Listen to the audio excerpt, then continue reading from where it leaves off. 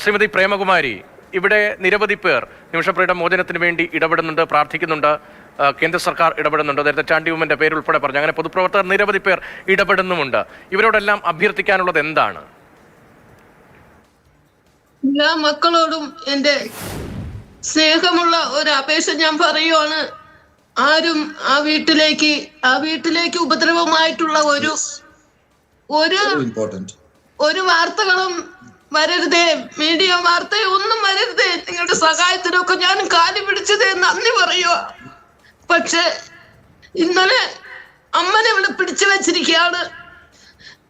ഒരു സഹോദരൻ പറഞ്ഞത് എനിക്ക് മനസ്സിലായി. പക്ഷെ അമ്മനെ പിടിച്ചു വെച്ചിരിക്കുകയാണെന്ന് പറയുമ്പോ അപ്പൊ തന്നെ എനിക്ക് തിരിച്ചുത്തരം പറഞ്ഞ് ബഹളം ഉണ്ടാക്കാൻ അറിയാണ്ടല്ല. എന്റെ മകളെയും കൊണ്ട് ഞാൻ നാട്ടിലേക്ക് വരുള്ളൂ എന്ന് പറഞ്ഞ് ഞാൻ സ്വയം ഇവിടെ ഇരിക്കുക. എനിക്ക് വേണ്ടി വീട് വാങ്ങി വാടകയ്ക്ക് എടുത്ത് ഇവിടെ താമസിക്കുക. സാറ് കഴിഞ്ഞ ദിവസങ്ങളിൽ നാട്ടിലായിരുന്നു. പക്ഷെ എങ്കിലും എനിക്ക് വേണ്ട എല്ലാ സൗകര്യങ്ങളും ഇവിടെ ഏർപ്പെടുത്തിയിട്ട് മലയാളികളോടൊക്കെ പറഞ്ഞേൽപ്പിച്ച് എനിക്ക് വേണ്ടതെല്ലാം ചെയ്യാൻ ഏൽപ്പിച്ചിട്ടാണ് സാർ നാട്ടിലേക്ക് പോയത്. നിമിഷയുടെ കാര്യത്തിന് വേണ്ടി തന്നെ നാട്ടിൽ പോയി. സാഹചര്യം കൊണ്ട് കുറച്ചധികം നിൽക്കേണ്ട വന്നു. അവിടെ അമ്മയ്ക്ക് പാടില്ലാണ്ടായി. പക്ഷെ എന്തായാലും ഒരുപാട് നന്ദിയാണ് എനിക്ക് പറയാനുള്ളത്. അവളുടെ ജീവനെ ഇത്രയും കാത്തു പരിപാലിച്ചു.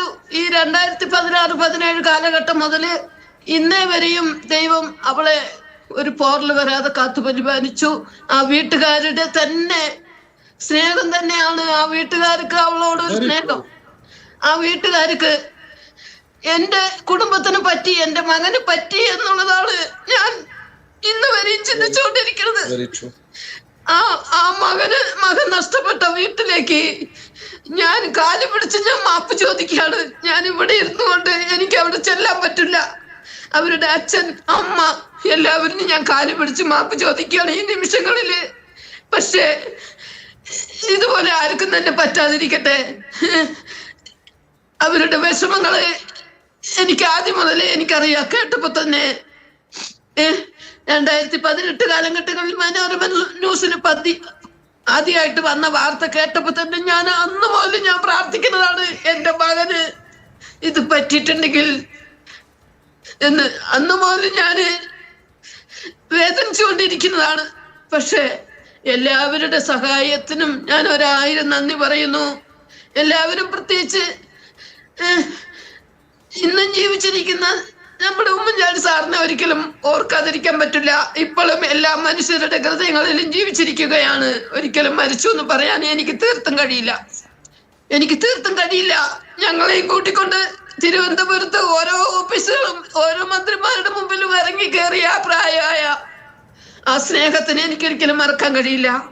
പക്ഷെ എല്ലാവരുടെ സഹകരണങ്ങളും കൊണ്ട്, നിങ്ങളുടെ എല്ലാവരുടെയും പ്രാർത്ഥന കൊണ്ട് ആ കുടുംബത്തിന് സമാധാനിപ്പിക്കണമേ എന്ന് ഞാൻ അപേക്ഷിക്കുകയാണ്. ഒരുപാട് പറയാനുണ്ട് എനിക്ക്. എന്റെ ജീവിതം തന്നെ ആകെ അടിയറ വെച്ചിരിക്കുക. നിങ്ങൾക്കൊന്നും നന്ദി പറയാൻ എന്റെ ജീവിതം പോരാ. എന്റെ ജീവൻ എടുത്തോട്ടെ. ആ കൊച്ചിന് വേണ്ടി, ആ പെൺകൊച്ചിന് വേണ്ടി നിമിഷം ഇങ്ങോട്ട് കിട്ടണമെന്നാണ് ഞാൻ ആഗ്രഹിക്കുന്നത്. എന്റെ ജീവൻ ഞാൻ അവർക്ക് കൊടുത്തോളാം, അവർക്ക് വേണമെങ്കിൽ. പക്ഷേ സ്നേഹത്തോടെ പറയുന്നു, ആ സഹോദരൻ എന്റെ മകനാണ്.